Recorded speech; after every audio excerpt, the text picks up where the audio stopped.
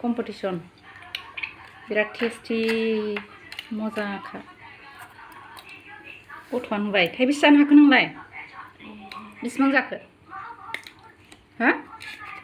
हाग्रानि निउलि फिथाइ थाइबेसे जाखो थाइबेसे जानो हाखो निउलि फिथाइ जानांगौ बेखौ सान्दुं गोसायाव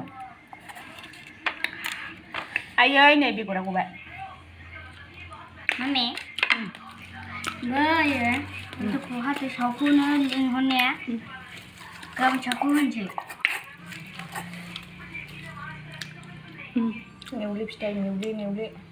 नै निउलि जाग्राफ्रा बिराद कम्पिटिशन Sekarang competition जाबा होनबा आं जाखागोन अभी न्यूली का कंपटीशन हो रहा है न्यूली का कंपटीशन हो रहा है माशा गोलैबायसो